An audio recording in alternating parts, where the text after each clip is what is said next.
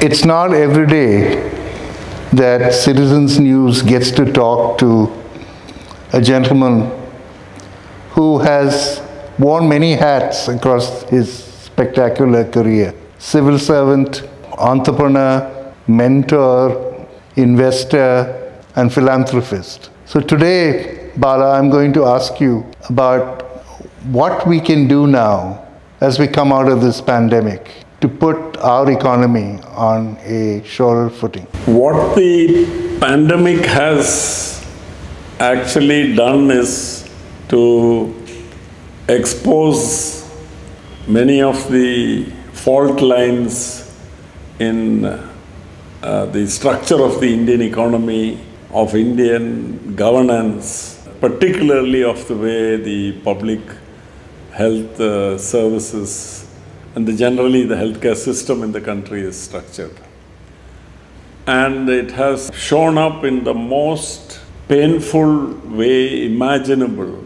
Inadequacies of a healthcare system which is primarily based on for-profit hospitals and organizations and a shrunken public healthcare system. In Kerala, it is generally accepted that countermeasures adopted by the government of Kerala and the state of Kerala and the people of this state have been generally more successful than elsewhere. Although data today seems to really confuse the whole issue.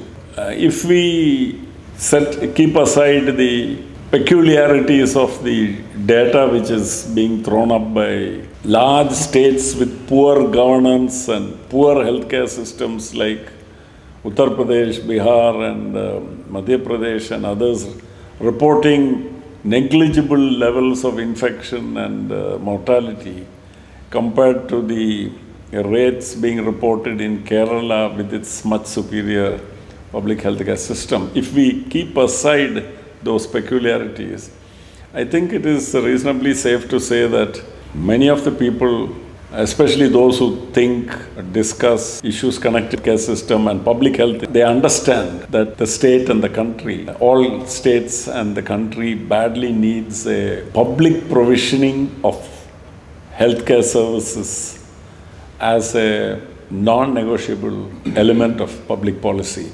And this is interestingly being recognized even in the West, where there has been for a long time a sort of drift away from public provisioning of public health through national health services towards the American model, which is entirely based on for-profit.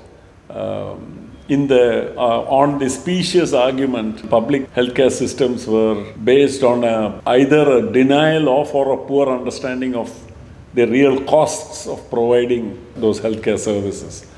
But I think now it is very clear that with 18% of GDP in the US, which is spent on healthcare, which is almost double the per capita spending on healthcare of other OECD and affluent Western countries. I think India is 1.5%? India's is only 1.5%. So therefore, even in the West now there is a rethinking happening. There is a very hot debate going on in various circles in the United States. Though at the political level everything is polarized between the Democrats and the Republicans. But in academia and in professional circles, there is a lot of animated discussion going on about the need to expand the public healthcare system itself, and not just the payer mechanism, but also the provider mechanism has to be also brought under the public healthcare system. Because and to circle back to my starting point, this pandemic has exposed the inadequacies of a predominantly for-profit healthcare system to be able to handle a public health emergency. Bala, I take your point wholeheartedly. Wouldn't you say that coming out of the pandemic, building the healthcare system, a government-sponsored healthcare system, would also lay the foundation in business terms, create employment, provide the construction industry and various corporate sectors, a mechanism to find new markets and so on. And so it could really be a card that you lead with as you rebuild the economy. Start with health and then take it from there. So once we start with health, where do we go from there, Bala? The first point, Praveen, is that to expand the public provisioning of healthcare services, there are different ways to do it. The simplest way would be to either nationalize or take over on lease many of the private healthcare facilities which are today running below capacity or because of inadequate number of patients and or resources. There's a very large number of private, middle-sized and small-sized private hospitals across the country, which even before the pandemic had been in serious trouble. And there is very interestingly, there is an inverse relationship between an efficiently working public healthcare system and the fortunes of the neighboring private hospitals. So where the public healthcare system declines in efficiency and the number of patients accessing it declines, those patients have to go somewhere and they generally go to the private healthcare system. So wherever, either because of capable doctors and an active public healthcare system beginning to work, quality of healthcare services and regularity and efficacy of the public healthcare systems improves. It has been observed in many, many places that the patients will all shift from the private healthcare system to the public healthcare system. So the first part of it is, it would be an unnecessary waste resources if keeping in place, because today in India, across the country, 2 out of every 3 hospital beds is in the private healthcare system. So if we are going to expand the public healthcare system, what will definitely happen is underutilization of the facilities in the public healthcare, in the private healthcare system. So if we are going to build completely new facilities in the public healthcare system to expand its coverage and the services it provides, that will require new buildings to be built, new equipment to be bought and new, etc. And it will lead to underutilization of already created facilities, which is not a very optimal thing. So some working relationship can be probably thought of as an intermediary step. Joint ventures maybe? Maybe joint ventures, maybe cooperatives. Maybe, all kinds of facilities, all kinds of models can be probably looked at. But what I want to say is, let's not discount the nationalization of healthcare facilities. When the pandemic started and the European healthcare systems, predominantly private-based systems, started collapsing, there was a very powerful move, which is even, I don't know what the present situation is, in Spain to nationalize the entire healthcare system. Because the public started demanding that the healthcare system, for-profit system has collapsed and only a public healthcare system can deliver the goods. I think let's not treat it as such a kind of, it's not an outlandish idea at all. Because after all, people have thought of transport sector could be nationalized, thinking that it's in public interest. And banking in India was nationalized at one time on the basis of it being in public interest. And electricity generation and water supply, etc., which were private in many countries, have been nationalized and taken over, even in the United States and places like that. I don't see any reason why we should not rule out such a thing if it is in public interest. Ultimate test is, it should not be for any other reason other than that it's in public interest. Bottom line, so to speak, here is that the pandemic has shown that a for-profit system cannot deliver. And therefore, in such a time, so that's the first part of what you asked. But I think here we are a larger issue here, and which, as I said, the pandemic has only exposed the fault lines. But this is something which affects the common man, the ordinary man, I mean the ordinary person, the ordinary citizen, and the entire economy. A shrinking role for the state, a shrinking role for the public sector, primarily on ideological grounds, is actually a crazy thing for a country like India, where it is situated in its developmental path, to even imagine such a role. And such a policy package seems to be driven only on ideological grounds. Well, there has been talk about a loss of efficiency with publicly funded businesses and enterprises. So we need to find some means of tightening that ship up. Evidence from not only this country but from across the world is at best very mixed for that proposition that private sector is more efficient than the public sector. Usually the public sectors are overstaffed. That's one primary problem. No, so I mean these are issues which it may happen. There is no necessity. I think the whole thing comes, the whole confusion probably to this discourse comes from our definition of what is efficiency. For example, how much of the costs would you load on before you can say that an enterprise is covering its costs?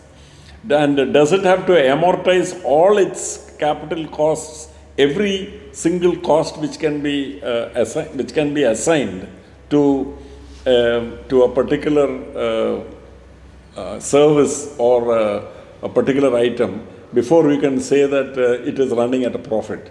And what is the reason for anything to run at a profit? If the state or the owner can afford to continue funding it in whatever basis, it is running okay as far as... As long as it's efficient. As long as it's efficient. So, if you take any mass transport service in the world, there is not a single example of a mass transportation, public transportation service which is running at a profit. There's not a single example anywhere in the world. The whole purpose of such public transportation and public provisioning of certain services is to reduce the cost of economic activity, reduce the cost of the private sector, reduce the cost of doing business in that society so that that society becomes more competitive. So if the best way to make Indian businesses, especially MSMEs, for whom all the costs are given, because they have to function within an existing ecosystem, they don't have the stomach, they don't have the financial, they don't have the balance sheet, nor do they have the stamina to withstand bad times. Also, they are entirely dependent on the ecosystem. For such organizations, an efficient public transportation service, an efficient public healthcare delivery system, an efficient water supply system, an efficient public works department, and an efficient public education department running government schools and government vocational training institutions reduces the cost of doing business. So that's the best way to make this. Now just imagine if all these services which I listed had to be privately provided, then each one of them will have to make a profit to continue to operate, which means the ultimate cost at which they are delivered will be much higher than the cost of a public provisioning of this. So the difference, I think, between, like somebody said, the big difference between an affluent country and a developing country is that in the affluent country, even the affluent use the public transportation system. Whereas in a developing country, everybody wants to use their own transportation system. Why? Because there is no functioning public transportation system. So that's an ironic kind of situation. I think you put that very well, Bala. The fact is that the one word that you used repeatedly as you spoke was the word efficient. And I think most of the inefficiency of public sector enterprises comes from political interference and the overloading of companies at the behest of political insiders. So I guess what you're also doing is you're making a case for independent management or more independent management of public sector enterprises. In my opinion, what's more important is to have, I would say, competent management of public sector units and public services. So if it is transportation, it should be people who are conversant with transportation. If it is water supply, it should be people who are, or power generation, or running railway systems, or you must have competent people running it all. So I don't think ownership matters a lot, because in my opinion, ultimately, I have been increasingly thinking about one paradox which is related to this, is how is it that in societies which proclaim from the rooftops the importance of individual freedom, liberty and democracy, the most illiberal work environments are in their private sector businesses, which are run as despotic enterprises, decisions taken by one person or by a board consisting of 10 people, affecting the lives and fortunes, comfort, working conditions of, say, 500,000 people working in that enterprise. I consider that a real paradox and a contradiction in terms. And how come we have been conditioned to quietly accept this, clear separation when there's no logic, no justification to support it? Nowhere has it been, I have not seen a single study which says that democratic functioning, works against efficiency. I have not seen anywhere. I don't think there is a single study in the Harvard Business Review which will say that, how else does a board function? A board functions democratically, and a management is supposed to function under the supervision of a board. So this is riddled with contradictions, and I think this is essentially either a deliberate subterfuge or the way capitalism works its way out, that we don't ask certain questions because everybody thinks the answers are self-evident. While when a person like me asks the question, why cannot workplaces be democratic? Why cannot the industrial enterprises be run democratically? Why cannot, for instance, a company be run on the basis of one man, one vote? Why should there be an owner who has 100% ownership of the company, whose will overrides that of the 100,000 people working in that company? Why should such a situation be tolerated at all? Why not by law make it that it's not possible to run a business enterprise like this? Will we have inefficient enterprises and non-innovative enterprises? I don't think so. I don't think this model has ever been given a chance. Any case, but we were talking about public sector. Therefore, in the case of the public sector, what we need is a competent management. And the owner is the public. As Karl Marx said, from feudalism, we are supposed to, how society and the means of production was supposed to evolve was through capitalism, which he didn't make any value judgments about. He said it's a highly innovative phase, but it has inherent contradictions in it, because it will lead this unending search for surplus value will lead to certain contradictions which can be resolved only by social ownership of the means of production. So finally, we are talking about social ownership. Nowhere did he talk about state ownership. State ownership is a particular form of capitalism. That is state capitalism. I think what was passed, what was tried out in the Soviet Union should actually be called state capitalism. And I think you're making a case now for public participation in the more infrastructural, more basic areas of the economy, transportation, health. So now that we've got that out of the way, what do you prescribe or propose to the rest of the economy? Especially the drivers of change in a society, like technology and so on. When we take the example of what happened, if you look at societies which have managed to deal with the pandemic better, I think it comes down to governance and also people's control over what happens.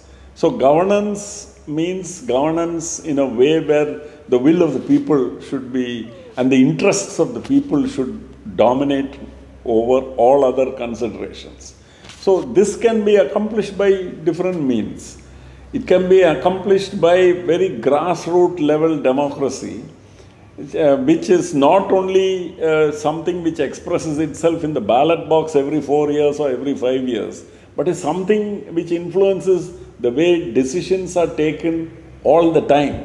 So that vested interests, say for instance, as to use the very memorable phrase of some of the Michael Hudson and Yanis Varoufakis and economists like that, decisions made by a small group, they call it kleptocracy. So they're saying, so how is a kleptocracy better than true democracy in decision making? So I think essentially the pandemic and the economic crisis the West is going through since 2008, and which is a slow burning crisis which we haven't come out of, and it's only sharpening inequalities, and I think it's going to lead to a crisis, and which is inevitable. I don't see any soft landing for that. So in that inevitable, there will be a crisis out of which some catharsis, something will happen and a better solution will come out, which will involve, I think, more social control of the means of production. What is interesting is in various discussions on various platforms and on the YouTube and on social media, from the US, I'm seeing debate happening on platforms which are openly calling themselves socialist, and which is almost like a taboo term since the McCarthy witch hunts and the purges of communists from all academic positions and all positions in government. People talk about the purges which happened in Stalinist Russia. Nobody talks about the purges which happened in McCarthy's America, where from Hollywood to even the neighboring academia. Hollywood, academia, industry to the neighborhood, the smallest drugstore, etc. People were pointing out communists and they were being thrown out of their jobs and they were being hounded out, they were being imprisoned, they were jailed, they were harassed, families were destroyed. That chapter of American history everybody forgets. So what is interesting, in such a society, a revival of interest in socialized means of control of the economy, of social, people talking about worker co-ops and other forms of industrial organization, seeing that almost all the large business groups and business enterprises and finance capital are all in crisis and have had to be bailed out again and again and again by public money. Taxpayers' money has bailed out all these Goldman Sachs and Morgan Stanley and all these big guys, So they all come out and start talking private sector. Like somebody said, capitalism is a very peculiar animal in the US. It is privatization of profits and socialization of costs. The automobile industry is a good example. Classic example of that. Very good example. I think what you're saying essentially is that we must take a fresh look at our assumptions, our economic assumptions, and that this is a great time to take a fresh look, because everyone is soul searching for answers. Everyone is being taken aback by the speed and savagery of the collapse around them. I think so, because if I look at what has happened in the developed world, what is happening in the emerging markets and what is happening in the poorer countries, I think the old binaries of free market versus government versus state-owned, etc., are too simplistic ways, and they are really deflecting attention from the real issues. Yes. And the real issues are that inequality is growing, and there is an increasing proportion of the total population which is denied access to proper education, denied access to social security and freedom from fear of the future, etc.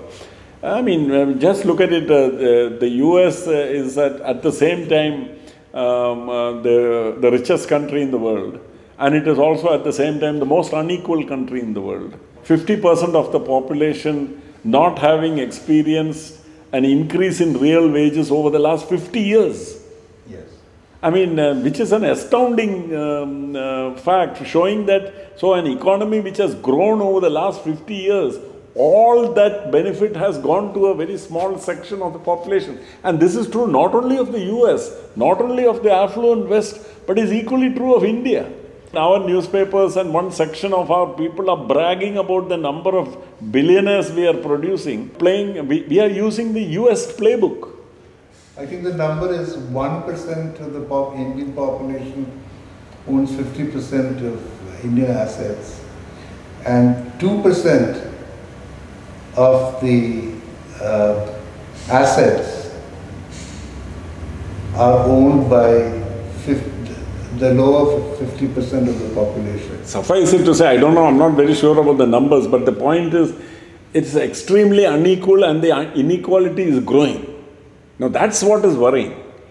So this trickle down, what I call the voodoo economics of the trickle down variety, which says that by focusing on the growth of GDP, and if you just, so how does GDP grow? GDP is the output of goods and services. How will the output of goods and services grow? By investment.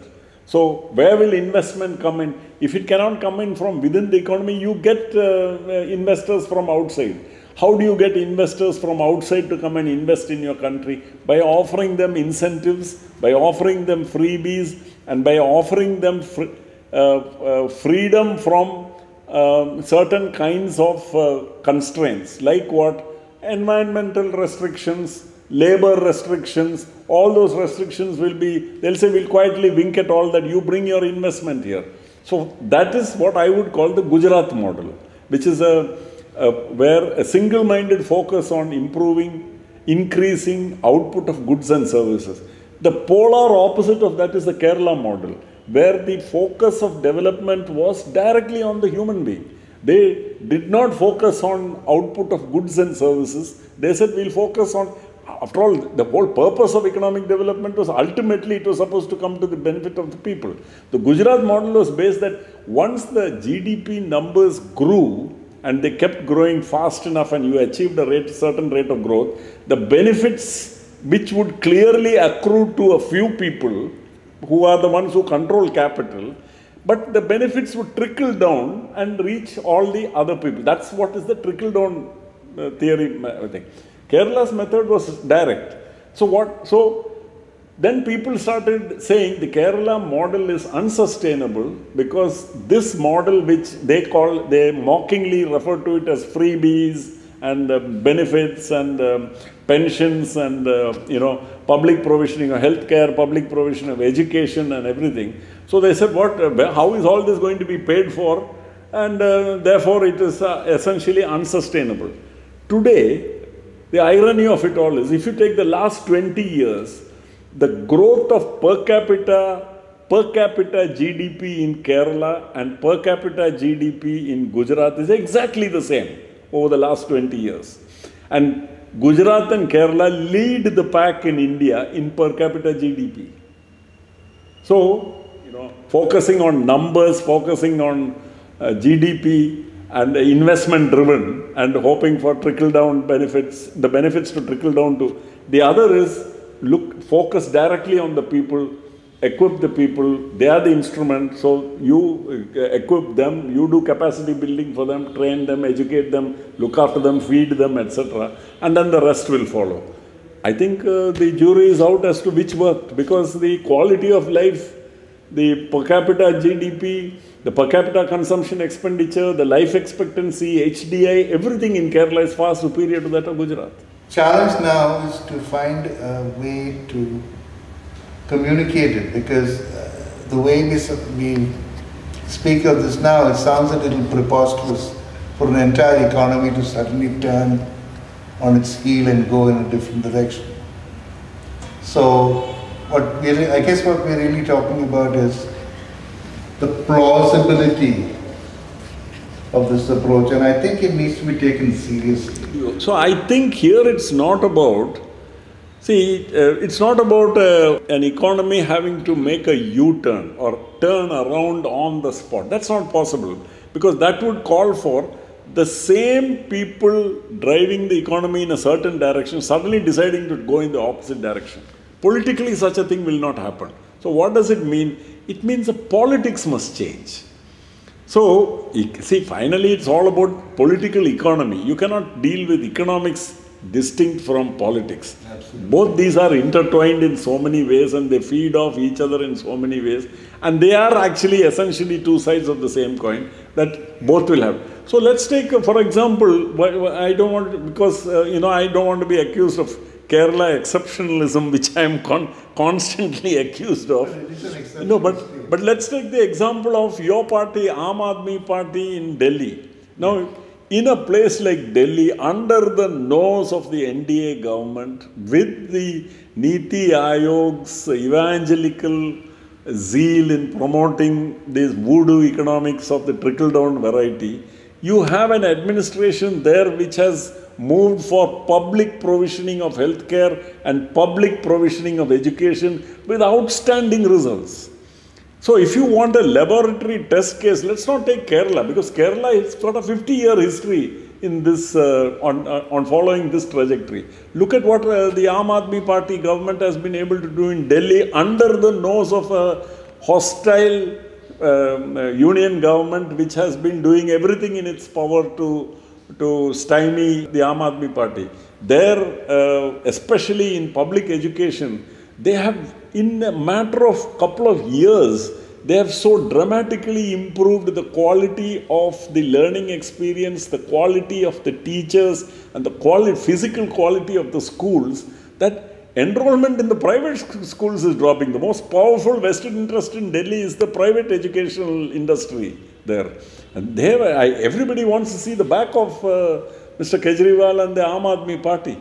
And in the same way, what is less known is the Mohalla clinics and their effect, despite the fact that they have been also facing a pushback from a huge vested interest in the for-profit healthcare system in the national capital region, which has felt threatened by this. So there is no doubt that very powerful vested interests will have to be taken on if public provisioning of education, public provisioning of healthcare, public provisioning of other essential services like transportation and social welfare, etc., are undertaken, because that would mean certain deeply entrenched interests are adversely affected. So this matter has to be dealt with politically. Yes. So it's not just a matter of economic policy. And I believe that Aam Aadmi Party and hopefully a revival of the left parties and other parties across and left economic policies, leftist economic policies by regional parties, etc., would be the way this will slowly start turning around to lead to a more equitable society, a society better positioned to face such massive, public health and national emergencies. I don't think the issue is so much that of getting the politics to change, because the politics will take a long time to change. I think it's a matter of making this a youth movement. You have to find a way to get young people involved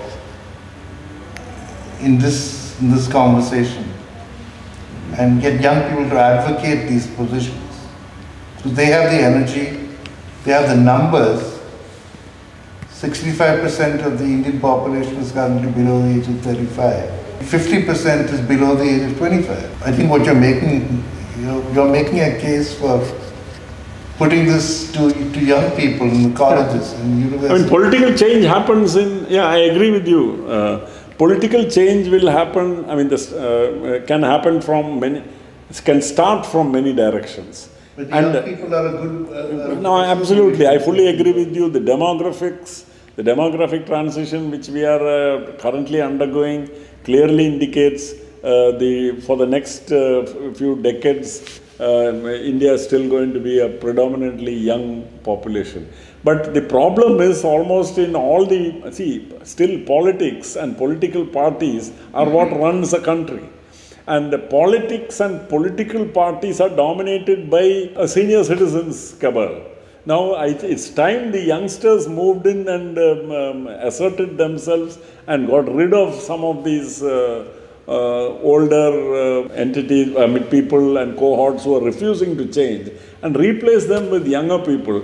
And younger people, while, who have not very constructive political ideologies, can also do a great deal of harm. Nevertheless, I would trust a political system dominated by younger leadership in parties dominated by much younger people, rather than the old timers all continuing to be in their position and their seats all still as secure as in the past. That should change. So political change starts, I think, with the political establishment, with the political parties, and change will happen everywhere. It's a natural process. That's what I meant. Absolutely, and I think what articulated is a burning need, because as we come out of this pandemic, this is the time when people are really willing to question previous assumptions. Yeah. And there are people who are already doing some very good work in this arena. Gopal Rai and his Desh Ki Baat Foundation has put together a national paper on employment. I think that foundation and other think tanks should be approached with your message. I must thank you for giving me a copy of that document prepared by Gopal Rai and his foundation, because I went through all 81 pages of it with a great deal of interest. And I found it well prepared, I found it well argued. The reasoning was good, and I think I have not seen too many such employment policies formulated with such care and with such a lot of research which has gone into the information on which that policy is based. So I think such a policy should be taken to the people and debated, put out into the public domain through all forms of media and every means possible, and they should become the subject of widespread discussion in the public. And I think that's one very good way for the Aam Aadmi Party and this political message to get traction among the people. I think your message also should be built into this. And stay tuned, folks, there's going to be more on this in the coming weeks.